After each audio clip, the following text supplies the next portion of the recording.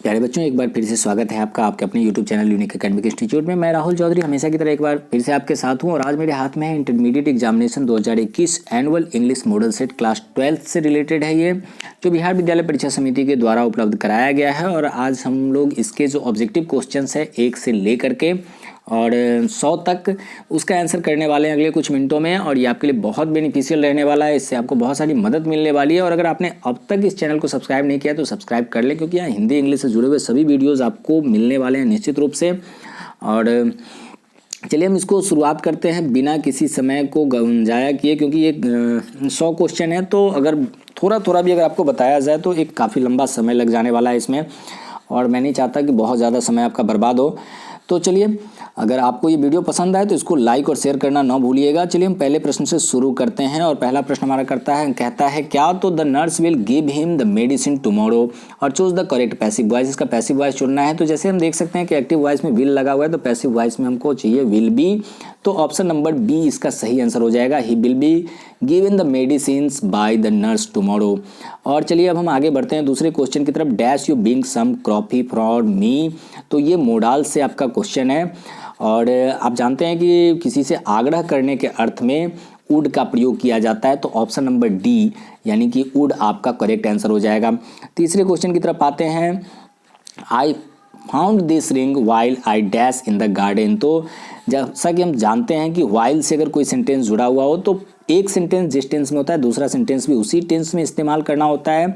तो इसलिए हमारा ऑप्शन हो जाएगा ए यानी वाज डिगिंग। अब चलिए चौथे प्रश्न की ओर चलते हैं। She said to the boy did you do this. तो और इसको कहता है choose the correct indirect narration, यानी इनडायरेक्ट स्पीच में इसको बदलना है। और ये एक इंट्रोगेटिव सेंटेंस है, तो इंट्रोगेटिव सेंटेंस का इफ से जुड़ा होना ज़रूरी होता है। और चलिए हम इसको बना के देख लेते हैं। She said to the boy, तो she asked the boy if he had done that. इसका आंसर होना चाहिए। तो ऑप्शन नंबर सी मुझे ऐसा दिखाई दे रहा है, तो ऑप्शन सी हो जाएगा इसका आंसर। चलिए अब हम पांचवें प्रश्न की तरफ आते हैं। These flowers dash sweet. तो यहाँ पे ऑप्शन नंबर ए यानी स्मेल हो जाएगा। ये टाइम एंड टेंस से आपको बताया गया कि दैनिक प्रयोग में आने वाले शब्द जो होते हैं जो ज्ञानेंद्रियों के कार्य होते हैं वो प्रेजेंट इंडेफिनिट टेंस में होते हैं, इसलिए ऑप्शन ए हो जाएगा। तो पाँचवें का आंसर हो जाएगा ए। अब छठे प्रश्न की तरफ हम आते हैं। छठा प्रश्न हमारा कहता है कि he was out on parole. Parole का मतलब होता है conditional release of a prisoner, यानी कि सशर्त जमानत इसको कहते हैं। तो हमारा ऑप्शन नंबर हो जाएगा बी। आपने कई बार सुना होगा कि वो पैरोल पर बाहर आया है, सशर्त जमानत पर बाहर आया है। तो किसी विक्टिम के साथ ऐसा होता है। तो conditional release of a prisoner यानी कि छठे प्रश्न का आंसर हो जाएगा हमारा बी। हम सातवें प्रश्न की तरफ आते हैं। Choose the correct sentence. इसमें से करेक्ट सेंटेंस चुनना है और यहाँ पे बस आर्टिकल के यूज़ को आपको समझना है। तो हमारा ऑप्शन इसमें बी हो जाएगा, क्योंकि जो हमारा सेंटेंस कहता है वो सेंटेंस कह रहा है कि किसी भी एडजेक्टिव के साथ हमको यहाँ पे आर्टिकल का प्रयोग नहीं करना है। तो ऑप्शन नंबर बी सातवें का आंसर हो जाएगा। और आठवां नंबर क्वेश्चन हमारा कहता है they are pretty they are intelligent, choose the correct combination. दोनों को जोड़ना है। वे लोग प्रीटी हैं और वे लोग इंटेलिजेंट हैं। तो they are pretty as well as intelligent, वे लोग प्रीटी भी हैं और इंटेलिजेंट भी, यानी आठवें क्वेश्चन का आंसर हो जाएगा हमारा बी। अब हम नौवें क्वेश्चन की तरफ आते हैं। Sumit is a hard dash to crack. तो हार्ड नट टू क्रैक ये एक सेंटेंस यहाँ पे बनता हुआ दिखाई दे रहा है फ्रेज की रूप में। Sumit is a hard nut to crack. तो नौवें प्रश्न का आंसर हो जाएगा हमारा बी। हम 10वें प्रश्न की तरफ आते हैं। He drove from Maharashtra dash Karnataka without stopping to rest. यहाँ पे प्रीपोजिशन का इस्तेमाल करना है हमको। तो यहाँ पे प्रीपोजिशन का इस्तेमाल हम कर सकते हैं टू का, यानी 10वें प्रश्न का उत्तर हो जाएगा हमारा टू। अब हम देखते हैं कि 11वें प्रश्न की ओर। 11वां प्रश्न हमारा जो कहता है, 11वां प्रश्न है choose the correct spelled word, यानी किस शब्द का सही स्पेलिंग किया गया है, हिज्जे किया गया है। तो 11वें का ऑप्शन हो जाएगा सी, ये करेक्ट स्पेलिंग है। और अब हम 12वें प्रश्न की तरफ बढ़ते हैं। 12वां प्रश्न हमारा कहता है choose the correct synonyms of deny. Deny का सिनोनिम्स क्या होगा। तो 12वें प्रश्न का आंसर हो जाएगा हमारा सी, रिफ्यूज हो जाएगा। डिनाई का जो पर्यायवाची होगा वो होगा रिफ्यूज, यानी सिनोनिम्स हो जाएगा रिफ्यूज। तो आंसर हो गया हमारा 12वें का सी। और अब हम 13वें प्रश्न की तरफ आते हैं। गिव वन वर्ड सब्स्टिट्यूशन, यानी अनेक शब्दों के लिए एक शब्द, और वो शब्द क्या है। A person who sells and arranges cut flowers. तो इसके लिए फ्लोरिस्ट एक सही ऑप्शन है। यानी एक व्यक्ति जो बेचता और अरेंज करता है कटे हुए टूटे हुए फ्लावर्स को, तो वो होता है फ्लोरिस्ट, ऐसा करता है। अब हम आते हैं 14वें प्रश्न की तरफ। Either my shoes or your coat dash always on the floor. और ये जो सेंटेंस है आपका, ये सब्जेक्ट वर्ब एग्रीमेंट से लिया गया है और इसके अकॉर्डिंग सब्जेक्ट वर्ब एग्रीमेंट के रूल के अकॉर्डिंग 14वें प्रश्न का आंसर हो जाएगा हमारा बी यानी इज, यानी ये सिंगुलर में होगा। This girl is very intelligent, choose the correct antonyms of underline word. यानी इंटेलिजेंट का एंटोनेम हमको ढूंढना है, तो ऑप्शन हो जाएगा डल, यानी इंटेलिजेंट का जो विलोम शब्द होगा वो डल हो जाएगा, एंटोनेम जो होगा वो डल हो जाएगा। और अब हम आते हैं 16वें प्रश्न की तरफ। 16वां प्रश्न हमारा कहता है Mohan said to Shyam good morning how do you do. Mohan Shyam को गुड मॉर्निंग विश करता है और पूछता है कि तुम कैसे हो। तो ये विश करने का ऑप्शन यहाँ पे हमारे पास दो क्वेश्चन में है, दो आंसर में है, ऑप्शन ए और ऑप्शन डी। और दोनों सेंटेंस को जब हम गौर से पढ़ते हैं तो दोनों सेंटेंस में किसी प्रकार का कोई अंतर नहीं है, यानी हमारा ये जो 16वां प्रश्न है उसका आंसर ए भी हो सकता है और डी भी हो सकता है। यानी कि यहाँ पे थोड़ी सी गलती हुई है बोर्ड से कि दो ऑप्शन उसने एक जैसे दे दिए हैं। अब हम 17वें प्रश्न की तरफ आते हैं। 17वां प्रश्न कहता है choose the correctly spelled word. Seminar का यानी यहाँ पे सही जो स्पेलिंग है वो किस में है, तो आप देख सकते हैं 17वें प्रश्न में ऑप्शन बी आपका सही आंसर है। सेमिनार का जो सही स्पेल्ड किया गया है वहाँ पे वो बी में किया गया है। 18वें प्रश्न की तरफ आते हैं। She is not dash popular singer, she is not a popular singer. यहाँ पे आर्टिकल का इस्तेमाल करना है, तो 18वें प्रश्न का आंसर हो जाएगा ए।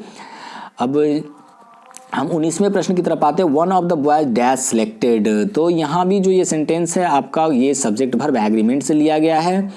वन ऑफ द बॉयज, यानी कि यहाँ पे आपको ध्यान ये रखना होता है कि वन ऑफ के बाद जो नाउन आता है वो प्लूरल आता है, लेकिन वर्ब जो भी आता है वो हमेशा सिंगुलर आता है। तो ऑप्शन ए यानी वाज हमारा आंसर हो जाएगा। अब 20वें प्रश्न की तरफ आते हैं। चूज द करेक्ट सेंटेंस, इसमें से कौन सा सेंटेंस सही है। तो जब आप ऑप्शन की तरफ देखते हैं तो Sugandha is more intelligent than Rita. तो यहाँ पे कॉम्परेटिव फॉर्म में जब हम लिखते हैं तो इंटेलिजेंट का कॉम्परेटिव फॉर्म होता है मोर इंटेलिजेंट दैन, इसलिए हमारा ऑप्शन ए सही है 20वें प्रश्न का। और 21वें प्रश्न की तरफ हम आते हैं तो कहता है dash beware of false friends एवं all beware of false friends. तो 21वें प्रश्न का आंसर सी सही हो जाएगा। 22वें प्रश्न की तरफ आते हैं। Dash come to my house the door was opened. तो जब हम अपने द डोर वाज ओपेंड लगा हुआ है एक तरफ, तो हम यहाँ पे हो जाएगा जब मैं घर आया, तो इसलिए ऑप्शन हमारा बी जो है वो सही हो जाएगा। When I came to my house the door was open. अब चलिए हम 23वें प्रश्न की तरफ आते हैं। 22वें प्रश्न का ऑप्शन था आपका बी सही आंसर था। 23वें प्रश्न की तरफ आते हैं। We dash respect the elders. तो जब नैतिक बातें होती है, नीति की बातें होती है, मोरल बातें होती है, तो यहाँ पे हमारे पास सही ऑप्शन जो होता है वो होता है मस्ट का, लेकिन यहाँ मस्ट हमारे पास ऑप्शन के रूप में उपलब्ध नहीं है, इसलिए हम यहाँ पे यूज़ कर सकते हैं शुड को। तो we should respect the elders. चलिए अब हम बात करते हैं 24th क्वेश्चन के बारे में। तो 24th क्वेश्चन कहता है has the report been finished by you और choose the correct active voice. तो यहाँ पे इंट्रोगेटिव सेंटेंस है, हैज़ बीन लगा हुआ है, यानी हमको इसके एक्टिव वॉइस में हैव या हैज़ देखना होगा। क्योंकि हमारा सब्जेक्ट जो है यू है, तो इंट्रोगेटिव सेंटेंस और हैव से शुरू होने वाला देखना होगा हमको। तो option D have you finished the report, option D 24वें का सही आंसर हो जाएगा। She is careful dash her studies, careful about her studies, ये प्रीपोजिशन से है, तो ऑप्शन ए आपका सही आंसर हो जाएगा 25 का। 25 का ऑप्शन हो जाएगा ए अबाउट हर स्टडीज। अब 26वें प्रश्न की तरफ हम आते हैं। 26वां प्रश्न हमारा कहता है they will have a party in which all of dash friends are invited. तो जैसा कि आपको पहले भी मैं बता चुका हूँ कि दे के लिए अपने को जब हम इस्तेमाल करते हैं तो वहाँ पे देयर का प्रयोग होता है, THEIR देयर। और ऑप्शन नंबर डी 26 का सही आंसर हो जाएगा। 27वें नंबर प्रश्न में आते हैं। Those are probably the dash curtain in the store. तो यहाँ पे हमको द लगा हुआ है जो इस बात का सूचक है कि सुपरलेटिव डिग्री में सेंटेंस लिखना है। तो यहाँ जो 4 शब्दों को हम देखते हैं तो पहले आपकी नज़र जाएगी मोस्ट वाले पे, तो वहाँ पे देख लीजिए स्पेलिंग गलती है फेंसिस्ट का, इसलिए ऑप्शन सी जो है आपका फेंसिस्ट वो सही आंसर हो जाएगा। तो 27वें का आंसर हो जाएगा सी। 28वें प्रश्न की तरफ आते हैं। तो try to do it without dash too much noise. तो विदाउट जो है एक प्रीपोजिशन है, और प्रीपोजिशन के बाद आने वाला वर्ब हमेशा वर्ब के फोर्थ फॉर्म के रूप में होता है, क्योंकि वो जिरंड हो जाता है, नाउन की तरह इस्तेमाल होता है। तो try to do it without making too much noise, यानी ऑप्शन ए आपका सही आंसर हो जाएगा। Fate smiles dash those who grab with the realities of life. 29th question हमारा यहाँ प्रीपोजिशन का इस्तेमाल करना है, स्माइल्स ऑन दोज हो जाएगा, यानी ऑप्शन बी आपका सही आंसर हो जाएगा। अब हम 30वें प्रश्न की तरफ आते हैं। 30वां प्रश्न कहता है it won't be hard to convince her. अब इसको क्वेश्चन टैग में बनाना है आपको, तो वॉन्ट बी यानी हमको लिखना है हेल्पिंग वर्ब प्लस प्रोनाउन यहाँ पे लिखना है, तो विल इट यानी ऑप्शन ए आपका सही हो जाएगा। चूँकि निगेटिव सेंटेंस है इसलिए विल इट ही इसका आंसर होगा, नॉट इसमें हम नहीं लगा सकते हैं। और हेल्पिंग वर्ब हमारा विल है, तो हमारा आंसर हो जाएगा विल इट, यानी 30वां का आंसर हो जाएगा ए। 31वें प्रश्न की तरफ हम लोग आते हैं। 31वां प्रश्न हमारा कहता है you dash maintain a good health if you keep exercising, choose the correct option. तो यहाँ पे जब हम शारीरिक या मानसिक शक्ति का बोध करवा रहे होते हैं तो हमको कैन का इस्तेमाल करना होता है। तो यहाँ पे जो करेक्ट ऑप्शन हमारा हो जाएगा वो हो जाएगा बी यानी कैन। अब हम 32वें प्रश्न की तरफ आते हैं। 32वां प्रश्न हमारा कहता है माय फ्रेंड राइट्स नोवेल्स और choose the correct negative sentence. तो पहले हम देख लेते हैं कि ये सेंटेंस किस टेंस से है। तो ये प्रेजेंट इंडेफिनिट टेंस का सेंटेंस है, माय फ्रेंड राइट्स नोवेल्स। तो नेगेटिव जब भी हम बात करेंगे तो सब्जेक्ट डू डज नॉट भी वन ऑब्जेक्ट होगा। तो सब्जेक्ट डू डज नॉट भी वन ऑब्जेक्ट ऑप्शन ए में है, my friend does not right novels. तो 32वें प्रश्न का आंसर हो जाएगा ए। और हम 33वें प्रश्न की तरफ आते हैं। 33वां प्रश्न हमारा कहता है large number of people have fallen victim dash कोविड-19। तो यहाँ पे प्रीपोजिशन का इस्तेमाल करना है 33वें प्रश्न में हमको। तो 33वें प्रश्न का ऑप्शन हो जाएगा सी ऑफ, यानी फॉलन विक्टिम ऑफ कोविड-19। चलिए अब हम देखते हैं 34वें प्रश्न की तरफ। 34वां प्रश्न यानी 34th क्वेश्चन की तरफ, चूज द इनकरेक्ट सेंटेंस। इसमें से कौन सा सेंटेंस जो है वो इनकरेक्ट है। तो आर्टिकल में आपको हमने पहले भी पढ़ाया है कि किसी भी खेल के नाम के पहले द का प्रयोग नहीं किया जा सकता है, यानी 34वें प्रश्न का सही आंसर हो जाएगा डी। अब हम 35वें प्रश्न की तरफ आते हैं। I dash a book when he came. जब आप टाइम एंड टेंस पढ़ रहे थे तो हमने आपको बताया था कि अगर कोई सेंटेंस व्हेन से जुड़ा हो और एक तरफ सब्जेक्ट बी टू ऑब्जेक्ट हो तो एक तरफ आपको वाज वर्ड बिफोर ऑब्जेक्ट का प्रयोग करना पड़ता है।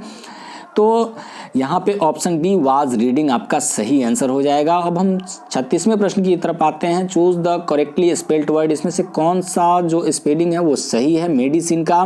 तो आप जैसे ही देखेंगे 36वें प्रश्न को तो आपको पता चल जाएगा कि डी ऑप्शन मेडिसिन का सही स्पेलिंग किया गया है, सही स्पेल्ड है। अब 37 से 60 तक कहता है based on prescribed text book. तो आपकी जो किताब है उससे रिलेटेड है।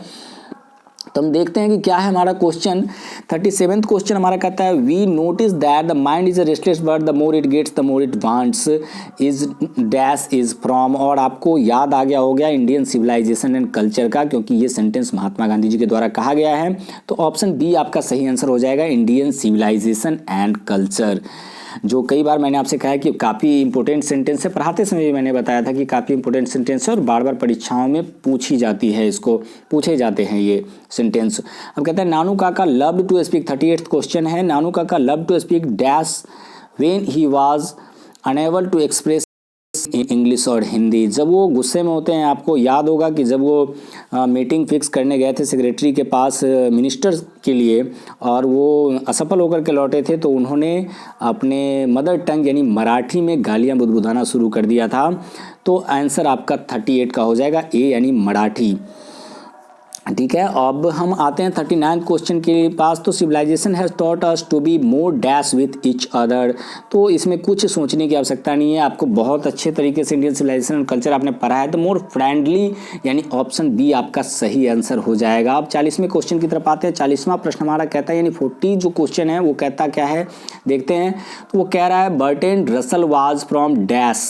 अब वो Bertrand Russell was from dash, तो आप जानते हैं ब्रिटेन से उनका संबंध था। बर्ट्रैंड रसल का ideas that have help Mankind, Bertrand Russell की रचना है आपकी पुस्तक में जिसको आपने पढ़ रखा है। अब 41st क्वेश्चन की तरफ हम आते हैं। Doctor Zakir Hussain entered the office of president with humility. ये भी सेंटेंस आप कई बार आपको पढ़ाते समय भी बताया गया है कि ह्यूमिलिटी इसका सही आंसर हो जाएगा, यानी ऑप्शन सी 41st क्वेश्चन का हो जाएगा आंसर। और 42nd क्वेश्चन में आते हैं dash was not right in his head, कौन अपने मस्तिष्क से सही नहीं था? आपको याद होगा ये क्वेश्चन है द अर्थ से, और बेंजी जो था वो अपने माइंड से बिल्कुल सही नहीं था, बिल्कुल सुस्त टाइप का था, उसकी आंखें जो धसी हुई थी, आपको ये स्टोरी पढ़ाई गई है। अब 43rd क्वेश्चन की तरफ आते हैं। And as we walk we make the pledge that we shall always march head dash is from, ये सेंटेंस किससे है? तो आपको याद होगा कि हमने बताया था कि एक स्पीच के बारे में जो टाइटल्ड है I have a dream, Martin Luther king junior के द्वारा इसको लिखा गया है। तो इसका सही ऑप्शन हो जाएगा B, I have a dream. अब 44th क्वेश्चन की तरफ हम आते हैं। Women will not long continue to offer up their bodies and minds to such brutality, ये आपको किस लेसन से ये क्वेश्चन आता है? आप देख लीजिए, थोड़ा सा दिमाग लगाइए तो आपको याद आ जाएगा कि ये क्वेश्चन हो जाता है किस लेसन से है। तो चलिए आपके लिए छोड़ देता हूँ किस लेसन से, लेकिन आपका ऑप्शन हो जाएगा डी, यानी ब्रूटलिटी हो जाएगा। और 45th क्वेश्चन की तरफ हम आते हैं। 45th क्वेश्चन कहता है without a free dash there can be no free people, आपको पहला सेंटेंस है ये how free is the press से, तो इसका सही आंसर हो जाएगा ए, यानी प्रेस। अब 46th क्वेश्चन की तरफ आते हैं। Benji understood everything about the business of, आपको एक ही बार में ये याद हो गया होगा कि बेंजे को सिर्फ एक ही चीज़ समझ में आती थी, और वो थी हेंस, जो उसने पाल रखी थी, वो सब कुछ जानता था। किस चीज़ के बारे में? हेंस के बारे में। तो 46th क्वेश्चन का आंसर हो जाएगा आपका बी, यानी hence.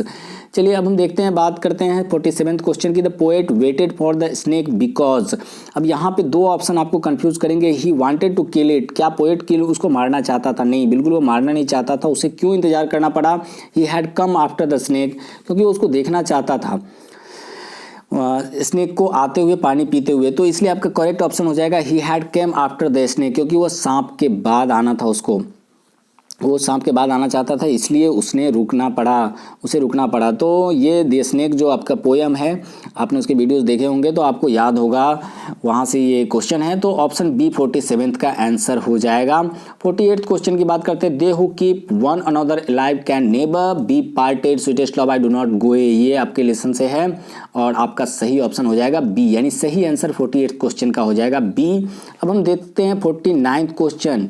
A pulse in the internal mind no less is from, pulse in the internal mind no less is from, ये किस लेसन से लिया गया है? 49th क्वेश्चन आपका, तो ये दी सोल्जर से लिया गया है, और आपको हमने पढ़ाया है इस लेसन को भी। Pulse in the internal mind no less is from the soldier, यानी ऑप्शन ए सही आंसर हो जाएगा आपका यहाँ पे।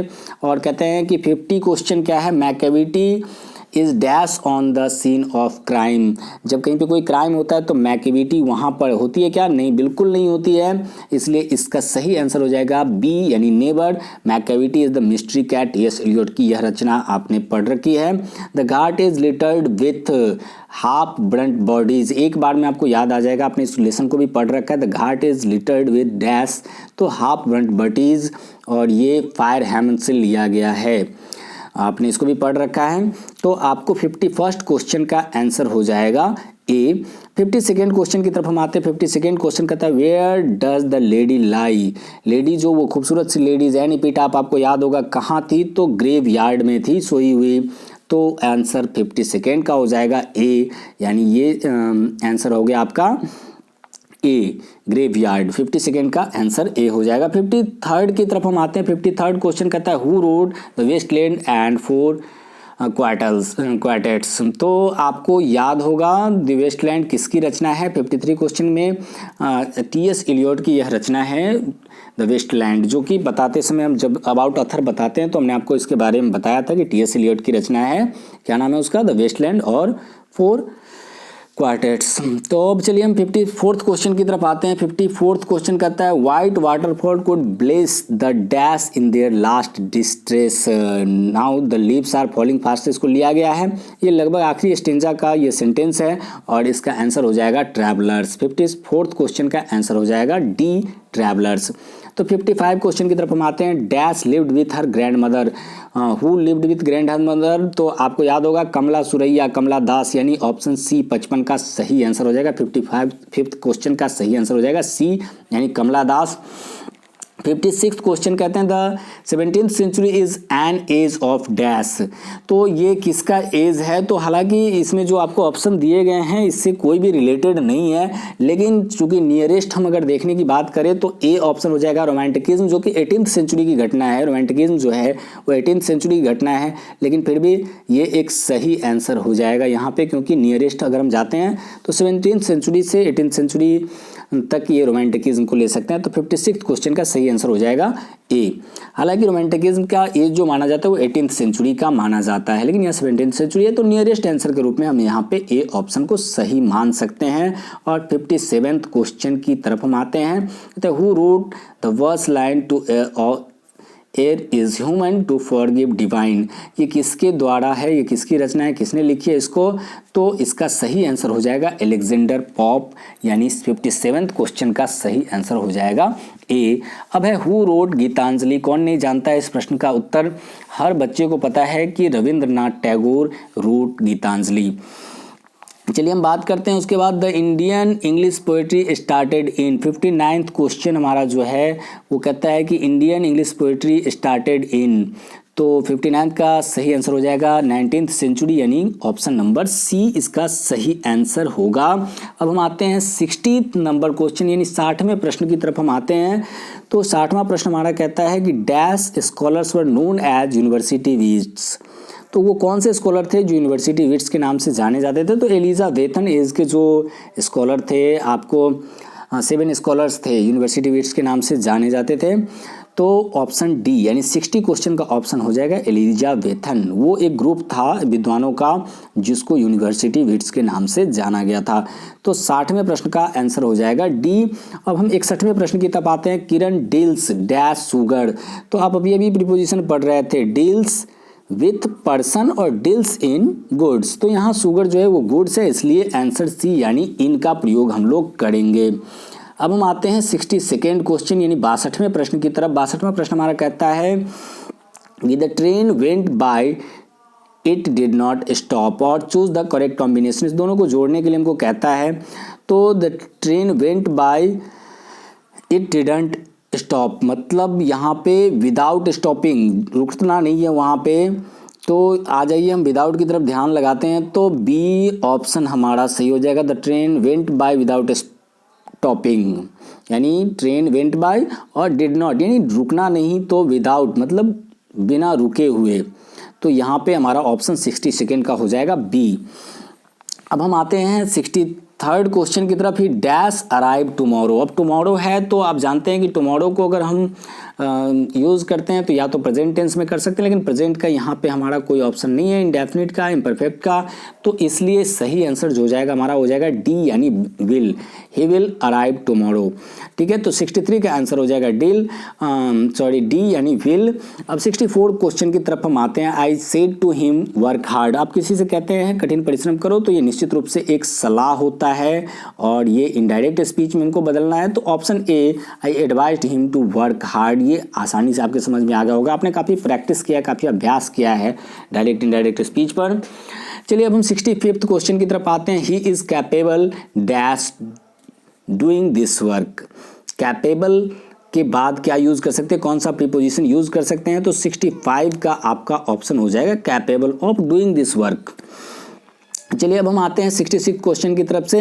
तो ये ही डैश अ पोयम नाउ, ये तो आपको क्वेश्चन देखते ही याद आ गया होगा। हमने कई बार आपको बताया कि नाउ जैसे ही आ जाए किसी सेंटेंस में और एक न एक ऐसा क्वेश्चन पूछा ही जाता है टाइम एंड टेंस से परीक्षा में, तो इज आर एम बिफोर का इस्तेमाल करते हैं। तो he is reading a poem now, इसका करेक्ट आंसर हो जाएगा। अब कहता है choose the correct sentence. 67th question की तरफ हम आते हैं। तो चूज द करेक्ट सेंटेंस, कौन सा सेंटेंस सही है? अब 67th क्वेश्चन को एक बार गौर से देखिए। तो कहता है कि we must resume our work. Resuming our work must be, तो यहाँ पे सब्जेक्ट को लास्ट में नहीं रखा जा सकता। वर्क शुड बी रिज्यूमिंग, तो शुड बी जैसे ही हम इस्तेमाल करेंगे तो आईएनजी नहीं यूज़ कर सकते। Should be resume our work, should be resume our work. तो यहाँ हमारा जो ऑप्शन हो जाएगा ऑप्शन ए हो जाएगा सही answer. He stopped dash, he stop dash, यहाँ पे हमको देखना है कि क्या करना है 68 क्वेश्चन में। तो 68 क्वेश्चन जो है ही स्टॉप्ड के बाद हमको ऑब्जेक्ट चाहिए, और ऑब्जेक्ट हम अगर वर्ब को ऑब्जेक्ट बनाना चाहते हैं तो हमको आईएनजी लगाना पड़ता है, इसलिए 68 क्वेश्चन का ऑप्शन डी जो है वो सही आंसर होगा, ही स्टॉप्ड वर्किंग।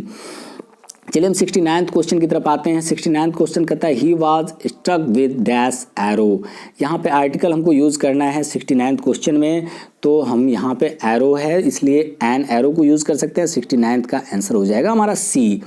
अब कहता है choose the correctly spelled word, इसमें से कौन सा शब्द है जो सही स्पेल्ड किया गया है। ये बात आप काफ़ी देर से देख रहे हैं, ऐसे प्रश्न काफ़ी संख्या में पूछे गए हैं, तो इसकी कुछ अभ्यास आप कर लेंगे अपने जो लेसन से वर्ड मीनिंग है उसके अकॉर्डिंग, तो वो भी आपके काम आ जाएगा। तो चलिए choose the correctly spelled word, यहाँ पे कौन सा सही है, तो 17th क्वेश्चन का ऑप्शन हो जाएगा डी बैगेज।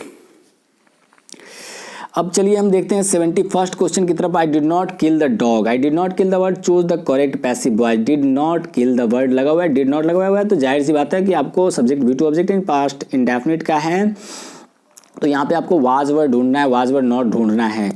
तो the dog was not killed by me, देखिए तो कौन सा ऑप्शन है 71st में, the dog was not killed by me, तो यहाँ पे ऑप्शन सी जो है the dog was not killed by me, ये करेक्ट आंसर हो जाएगा। तो 71st का आंसर हो जाएगा C, the dog was not killed by me. अब 72nd में आते हैं। And in clothes of keeping birds is, जहाँ पंछियों को रखा जाता है उसको क्या कहते हैं, एवरी कहते हैं, एवियरी कहते हैं, एवियरी। ऑप्शन यानी सी आपका सही आंसर हो जाएगा। 72nd का क्वेश्चन का सही आंसर हो जाएगा सी यानी एवियरी। अब चलिए हम अगला क्वेश्चन देखते हैं। सिनोनिम्स ऑफ काइंड, काइंड का सिनोनिम्स हमको कहता है ढूंढने के लिए, काइंड मतलब होता है दयालु, तो 73 का सही आंसर हो जाएगा ह्यूमने, यानी कि दयालुतापूर्वक। ऑप्शन डी आपका सही आंसर हो जाएगा 73 का। हम 74 की तरफ आते हैं। A house has been bought by him, choose the correct active voice. Has been लगा हुआ है तो हैज़ वाला आप देख लो, he has bought a house कहाँ पे है, he has bought a house, तो चलिए he has bought a house यानी कि सेकेंड ऑप्शन जो है हमारा वो सही आंसर हो जाएगा। 74 का बी करेक्ट आंसर हो जाएगा। अब 75 की तरफ हम आते हैं, 75th क्वेश्चन की तरफ। तो 75th क्वेश्चन कहता है द एंटोनाइम्स ऑफ बोरो, बोरो का एंटोनाइम्स ढूंढने के लिए हमको कहता है, बोरो मतलब क्या होता है, हाँ तो बोरो मतलब क्या होता है, लेना या देना क्या होता है, आप थोड़ा सा दिमाग लगाइए तो आपको पता चल जाएगा, तुरंत ही ऑप्शन पता चलेगा। इतना आसान शब्द है 75th क्वेश्चन में। अब देखिए लैंड मतलब होता है उधार देना और बोरो मतलब होता है लेना, तो बोरो मतलब लेना और लैंड मतलब देना, उधार देना। तो यहाँ पे 75th का जो करेक्ट ऑप्शन हो जाएगा वो हो जाएगा सी। कहते हैं Manoj is proud of his health, ये तो बहुत रटा रटाया सेंटेंस है 76 का, तो ऑप्शन हो जाएगा 76 का बी यानी proud of his health, sorry wealth, proud of his wealth. अब देखते हैं he dash teaching for 10 years, subject verb agreement, he के साथ हैज़ बीन आपको लगा लेना है बिना कुछ सोचे हुए, तो he has been teaching for 10 years. कुछ ही कंडीशंस होते हैं जैसे आपको बताया गया, पहले भी हमने बताया है कि लीव का हैड लिफ्ट आपको यूज़ करना है, कैरी का कैरीड यूज़ करना है, तो ऐसा तो कुछ है नहीं, वरना सिंस फॉर अगर लगा हुआ है तो हैव हैज़ बीन का प्रयोग, हैव हैज़ बीन बिफोर का इस्तेमाल करते हैं। अब 78th क्वेश्चन की तरफ आते हैं। 78th क्वेश्चन कहता है चूज द ऑड वन, यानी कि विषम जो है इसमें उसको चुनना है। ग्राम, व्हीट, राइस, मिल्क, ये 4 ऑप्शन हमको दिए गए हैं, तो ये 3 इसमें से जो ऑप्शन है वो ठोस है यानी कि सॉलिड में है, और एक ऑप्शन जो है वो लिक्विड में है मिल्क, यानी कि आंसर डी 78th क्वेश्चन का आंसर हो जाएगा डी यानी मिल्क।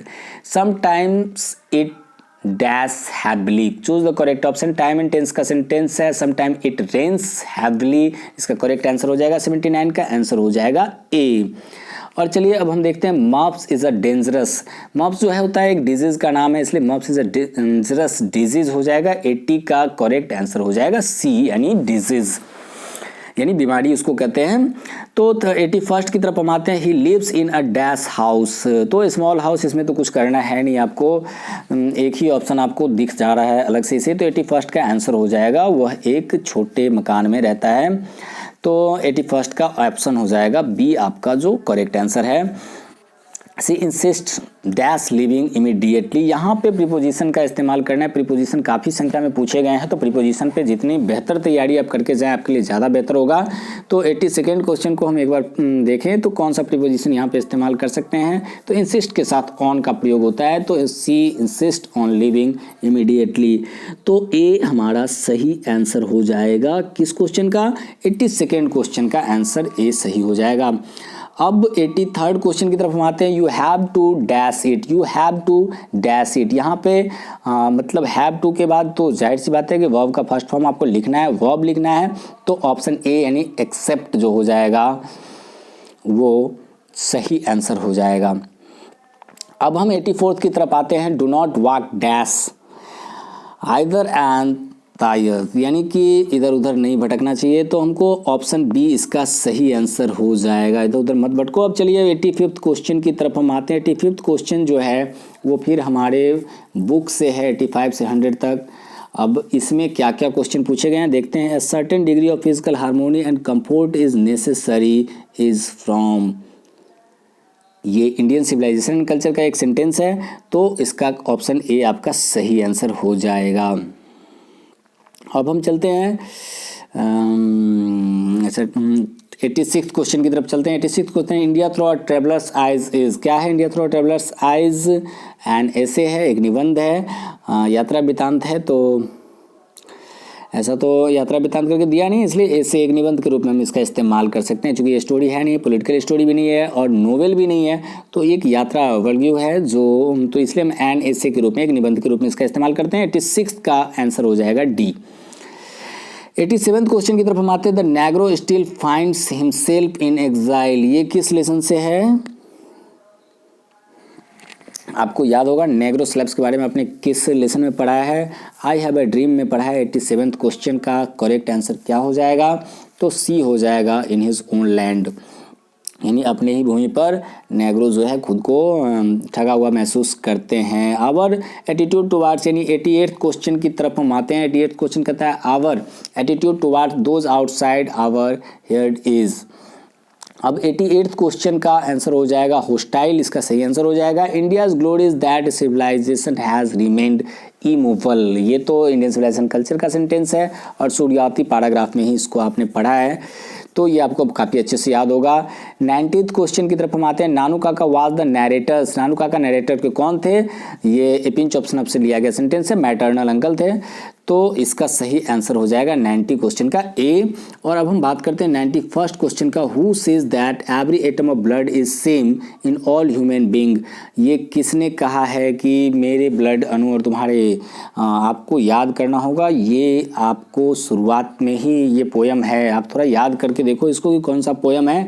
91st क्वेश्चन किसने कहा है कि तुम्हारे रक्त का प्रत्येक अणु और मेरे रक्त का प्रत्येक अणु बिल्कुल एक जैसे, यानी सभी मानव के रक्त के प्रत्येक अणु, तो आपको ऑप्शन इसका हो जाएगा सी, वाल्ट वाइटमैन। अब आप लेसन का नाम तो बता ही सकते हैं, चलिए कोई बात नहीं। वाल्ट वाइटमैन की लिखी हुई रचना है सॉन्ग ऑफ माई सेल्फ, यानी दूसरी पोएट्री ही आपकी। Keats is a dash poet, तो जॉन किट्स जो है वो एक रोमांटिक पोएट है, तो ऑप्शन ए 92nd क्वेश्चन का सही आंसर हो जाएगा। जॉन डॉन जो है वो मेटाफिजिकल पोएट है और जॉन किट्स जो है वो एक रोमांटिक पोएट है। तो dash is an inscription on a tomb in the memory of the dead, मृत्यु की उनका वर्णन। तो आप पूरी अपनी स्टोरी देख लो तो इल्जी जो है आपकी, दो ही पोएट्री इल्जी है, एक तो फायरहैंड है और एक एन एपिटाफ है। तो फायरहैंड जो है वो डेथ के वर्णन को नहीं करता है, वो आफ्टर डेथ के वर्णन को करता है, इसलिए एन एपिटाफ जो मृत्यु का ही वर्णन कर रहा है, मृत्यु का ये वर्णन एक इल्जी है, कंप्लीट इल्जी है। तो 93 का आंसर हो जाएगा, करेक्ट आंसर हो जाएगा A. The soldier belong to, soldier poetry जो है वो किस से बिलोंग करता है? आपको याद आ गया होगा। द सोल्जर, एक सैनिक ने को क्या चाहिए होता है, अपने ज़मीन की मिट्टी ढूंढ रहा है, और किस ज़मीन की, उसमें एक पोएम में भी यूज़ किया गया है उस देश का नाम, उस कंट्री का नाम। तो 94 का ऑप्शन हो जाएगा, सही आंसर हो जाएगा ए, यानी इंग्लैंड। हु रोट फायरहैम, तो ये तो आपको बहुत अच्छे से याद होगा, फायरहैम के एन दारूवाला की रचना है, तो ऑप्शन डी इसका सही आंसर है, के एन दारूवाला। 96th क्वेश्चन की तरफ हम आते ही। Lifted his head from his drinking as cattle do dash is from, आपको याद आ गया होगा, ये दी स्नेक में है, दी स्नेक की ये लाइन है। तो ऑप्शन सी इसका करेक्ट आंसर हो जाएगा। English used since AD 1500 is called, आपको मैं याद दिला दूं 449 से लेकर के 1050 तक का जो टाइम था वो ओल्ड इंग्लिश का था। 1050 से लेकर के 1066 तक, सॉरी ओल्ड इंग्लिश था। 1066 से 1150 तक का जो टाइम था वो dark age of English period था, और 1150 टू 1500 जो था वो मिडिल इंग्लिश था, और 1500 ऑनवर्ड जो है वो मॉडर्न इंग्लिश है। मॉडर्न इंग्लिश के दो पार्ट है, न्यू मॉडर्न या अल्ट्रा मॉडर्न, और एक ओल्ड मॉडर्न इंग्लिश। तो ये 1500 इज कॉल्ड मॉडर्न इंग्लिश। तो यहाँ पे हमारा ऑप्शन हो जाएगा सी एक करेक्ट ऑप्शन हो जाएगा। अब अगले प्रश्न को हम देखते हैं। The great vowel shift took place during, ये भी आपने स्टोरी ऑफ इंग्लिश के शुरुआत में ही पढ़ा है, तो इसका सही आंसर हो जाता है middle English. The great vowel shift took place during middle English, because कि उस समय जो है ना प्रिंटिंग प्रेस का आविष्कार हुआ और रेनेसां जैसी घटनाएं जो है उसको काफ़ी ज़्यादा प्रभावित करती है, तो इसलिए मिडिल इंग्लिश इसका करेक्ट आंसर हो जाएगा। Who wrote the lotus, lotus नामक रचना किसकी है? तो ये आपको बखूबी याद होना चाहिए कि ये तोरू दत्त की रचना है। और चलिए, the vassal of English is called, the vassal of English is called. अब इंग्लिश का वसाइल जो है न्यू इंग्लिश में देखने को मिलता है, मॉडर्न इंग्लिश में न्यू इंग्लिश है वसाइल। तो ये आपका करेक्ट आंसर हो जाएगा, आंसर ए 100 नंबर क्वेश्चन का, यानी 99 का आंसर है बी और 100 का आंसर है ए। आगे हम देखते हैं कि हमारे लिए क्या क्या इंपॉर्टेंट है इसमें। तो चलिए हम इस इंपॉर्टेंट की तरफ बढ़ते हैं। तो कहता है write an essay on any one of the following about 150 words. Television जो साइंस से रिलेटेड है। इंपॉर्टेंस ऑफ ट्रीज, पेड़ का महत्व, ये भी एक बहुत ही महत्वपूर्ण टॉपिक है। कोविड-19 एंड एजुकेशन, तो कोविड-19 ये एक बहुत इंपॉर्टेंट हो जाएगा, क्योंकि आप 2020 को भूल नहीं सकते हैं। यहाँ कोविड बहुत ज़्यादा एक पेंडेमिक डिजीज़ के रूप में रहा है, इस काफ़ी पेंडेमिक रहा है, तो ये आपके लिए बहुत इंपॉर्टेंट होगा, हो सकता है कि इसको पूछा जाए। और the book you like most, ये भी एक बहुत ही इंपॉर्टेंट टॉपिक है। यू लाइक मोस्ट से रिलेटेड एक इससे पूछे जाने की संभावना हमेशा रहती है, चाहे वो बुक से रिलेटेड हो और या फिर आपको कहते हैं the author you like most, the season you like most, the game you like most. ऐसा एक क्वेश्चन पूछे जाने की संभावना हमेशा रहती है, हमेशा बनी रहती है ऐसी क्वेश्चन की। Honesty is the best policy, ये प्रोवर्ब से रिलेटेड सेंटेंस है। ईमानदारी सर्वोत्तम नीति है, तो ऐसा भी एक पूछा जा सकता है, एक प्रोवर्ब से रिलेटेड पूछा जा सकता है। चलिए, explain any one of the following, कहता है कि इसमें से किसी एक को एक्सप्लेन करें। The process of its constant renewal is indeed the process of growth of national culture and national character. आपको याद दिला दूँ, ये भारत इज माई होम से है। The means that the cheap daily paper which goes everywhere, तो ये थोड़ा सा पढ़ के ही मुझे ये याद आ जाता है कि ये जो है आपका हाउ इज द प्रेस थे। All this time they themselves had struggled hard and almost vainly with the earth से है। और India had always been part of the background of my life, तो ये जो है आपका इंडिया थ्रू ट्रेवलर्स आइज से है। और फिर नीचे देखते हैं, इसमें भी कहते हैं एक्सप्लोन and the nightingale is dumb and the angel will not come. ये किस पोएम से है? Nightingale is dumb and the angel will not come, ये now the lips are falling fast से है। और how often I think of going there to peer through blind eyes of windows, ये my grandmother's house से है। And when I crumble who will remember this lady, and epitaph से है। And laughter learned of friends and gentleness in hearts at place under an English heaven, तो ये the soldier से है। यहाँ पे write a letter to your cousin asking about the plans to visit a tourist place in the summer vacation. यहाँ पे जो ये है इनफॉर्मल लेटर है, और इनफॉर्मल लेटर में ये कैजुअल लेटर है, यानी ओकेजनल लेटर है जो आप अपने कज़न को लिखने के लिए कहा जा रहा है। तो एक इस प्रकार के प्रश्न पूछे जाने की संभावना आपको रहेगी। लेटर में आपको अगर पूछा जाएगा तो कैजुअल लेटर ही पूछा जाएगा, ठीक है। इनफॉर्मल का कैजुअल आपसे पूछा जाएगा, यानी कि ओकेजनल लेटर इनफॉर्मल में। और फॉर्मल में जब भी आपसे पूछा जाएगा तो रिक्वेस्ट या रिक्वेस्ट कम डिमांड लेटर पूछा जाएगा। तो यहाँ भी ऐसा ही कुछ है। Write an application to your principal requesting him to organise an inter school cricket match in your school, तो ये एक रिक्वेस्ट लेटर है, तो ऐसा ही पूछे जाने की संभावना है। अब यहाँ पे कुछ क्वेश्चन आंसर है जो आप खुद ही देख लेंगे, इस पे मैं ज़्यादा समय देना नहीं चाहूँगा। समरी एन एपिटाफ और टू एटम द सोल्जर, ये ऑलरेडी आपको प्रोवाइड किया गया है, तीनों के तीनों summary. Right the summary of any of the flowing pieces, Bharat is my I have a dream, A pinch of snuff, ये तीनों भी आपके पास अवेलेबल है। और ये जो है स्टोरी ऑफ इंग्लिश से कुछ क्वेश्चन है। What are the difficulties faced by student learning English as a second language, ये क्वेश्चन भी आपको दिया गया है। Write a note on the difference between a novel and a drama, एक उपन्यास और एक ड्रामा में क्या अंतर है। What are the dramatic structure of tragedy, tragedy के ड्रामेटिक स्ट्रक्चर क्या होते हैं। और उसके बाद फिर देखिए जो हम मार्क्स आप उठा सकते हैं, कहते हैं match the poets in list A with their works in list B. D H. Lawrence की रचना कौन सी है, ये आपको मैं तो नहीं बताने जा रहा क्योंकि ये आपको कई बार मैंने याद करवा दिया है। John Donne, sweetest love, I do not go, Walt Whitman, song of myself, Walter de la Mare, के अंधारों वाला, फायर हैम्ड, दी स्नेक, डी.एच. लॉरेंस। और उसके बाद कौन सा बच जाता है, an epitaph, Walter de la Mare, song of myself, Walter de la Mare. John Donne का स्वीटेस्ट लव, वाल्ट विटमैन का हो जाएगा आपको एन एपिटाफ। और चलिए D H. Lawrence snake, Walt Whitman, song of my self, John Donne sweetest love, I do not go, Walter de la Mare का हो गया एन एपिटाफ। और के अंधारों वाला फायर हैम्ड। अब 2 दिनों से बारिश हो रही है। It has been raining for 2 days, वसंत ऋतुओं का राजा होता है।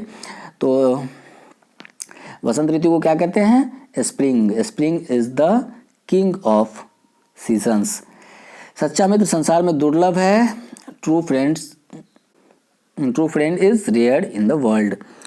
और चलिए तो ये सब तो आप बिल्कुल कर ही सकते हैं। Match the following name of the author in list A B, एचिवेट्स, Anton Chekhov, marriage proposal, doctor Zakir Hussain, Bharat is my home, Pearl Buck, Mahatma Gandhi, Indian civilisation culture, एचिवेट्स, द अर्थ। और इंडिया थ्रू ट्रेवलर्स आइज हो गया आपको, इंडिया थ्रू ट्रेवलर्स आइज नहीं, Anton Chekhov, doctor Mahatma Gandhi, यहाँ तो कुछ इंडिया थ्रू ट्रेवलर्स आइज, एचिवेट्स, the earth, Anton Chekhov, marriage proposal, Pearl S Buck, India through traveller size, doctor Zakir Hussain, Bharat is my home, Mahatma Gandhi, Indian civilisation and culture. और उसके बाद एक तो आपको संक्षेपण से रिलेटेड क्वेश्चन है। तो आशा करता हूँ बच्चों कि ये आपके लिए बहुत बेनिफिशियल रहने वाला है। और हम मिलेंगे फिर आपके साथ कितनी तैयारी है नामक सीरीज़ में प्रत्येक दिन संध्या 7 बजे। और तब तक के लिए हम लेते हैं आपसे विदा। अगर आपको हमारा वीडियो अच्छा लगा, अगर ये आपके लिए लाभप्रद है तो आप अन्य बच्चों से भी इसको शेयर करें, अपने दोस्तों से शेयर करें और ज़्यादा से ज़्यादा इसको लाइक करें। जय हिंद, जय भारत।